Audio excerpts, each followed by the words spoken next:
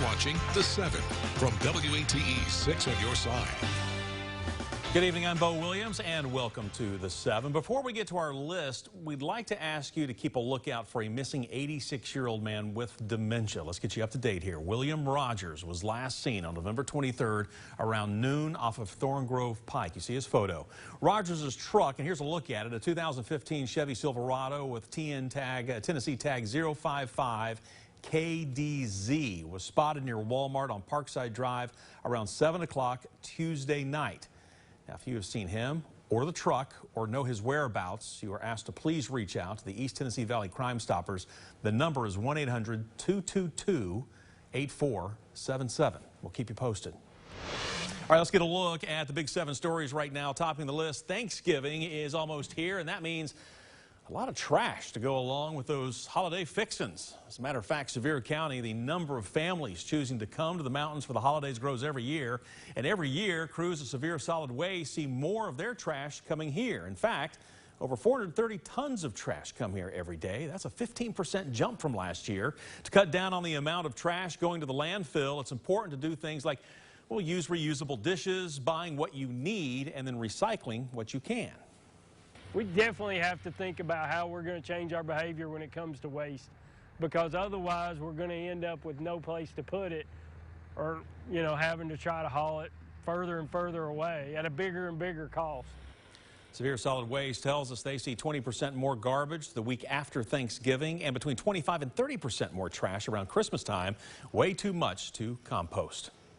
Well, changing pace for our next story in our Big 7. The verdict is in after the fatal shooting of Ahmaud Arbery. Now, after deliberating for about 6 hours on Tuesday, the jury reached a verdict in the murder trial of the 3 white men accused of killing Arbery, an unarmed black man.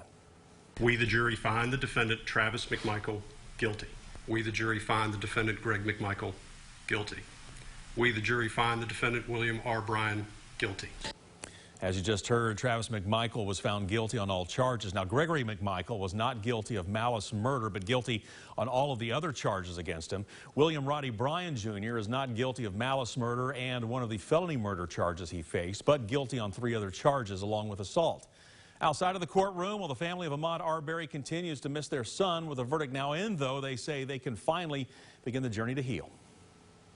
Next in the Big 7, the reward fund for missing Hawkins County 5-year-old Summer Wells continues to grow. The fund has now surpassed $70,000. The Churchill Rescue Squad says as of Tuesday night, the fund was up to $70,915. That's a significant increase from just a month ago when the fund was $58,000. The total includes 2 donations totaling $35,000 that were made when the fund was created. Now, Summer Wells was reported missing from her home in the Beach Creek community back on June 15th.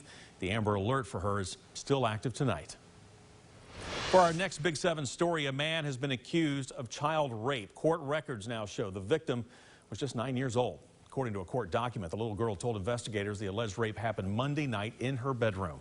She told police Juan Felipe Fermin put his hand over her mouth to keep her from screaming for help. He was reportedly not a stranger.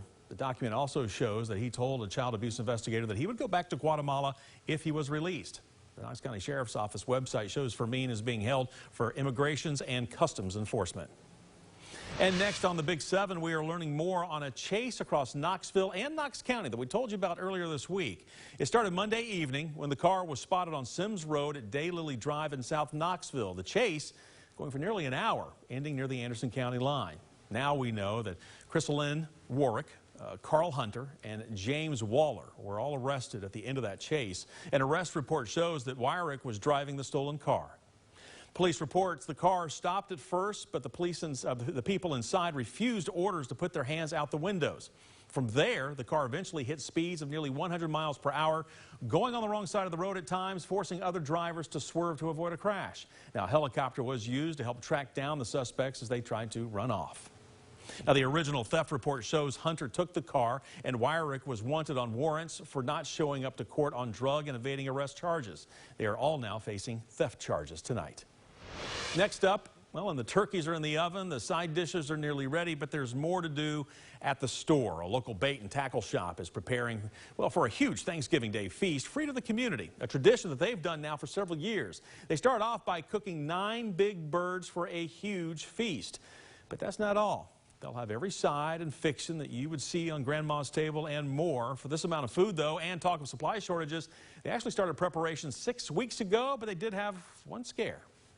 We did have one issue with pecan pies, but in the last stretch, we were able to get them about a week ago. So that was the only thing we were worried about.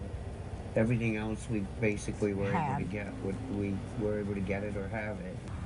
The store, by the way, is located just around the corner from Douglas Dam. That's why it's named the Dam Store. It will be serving free Thanksgiving meals at 11 a.m. until 4 p.m. or when the food runs out. And if you think their spread for tomorrow is huge, you'll have to stop by for Christmas, where we understand they will have even more food along with Santa and gifts. And you can't have Thanksgiving without turkey, but you can't have anything without safety.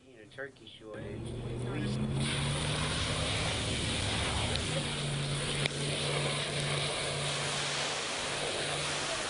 Gotta be careful. As you saw right there, deep frying turkeys can be very dangerous. Rural Metro Fire puts on this demonstration each year to really serve as a reminder. This year, firefighters intentionally did 3 things wrong, though, to show you what not to do.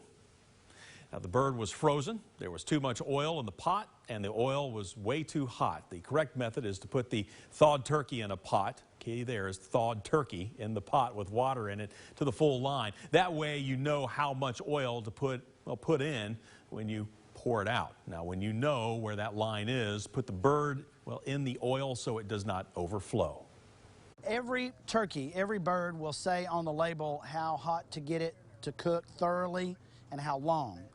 We had this pot somewhere around 550 degrees, which is way more than what you're supposed to have. On the gauge, it's in the red line. We should also note you should always deep fry your bird outside. Keep it at least 20 feet away from your home or garage.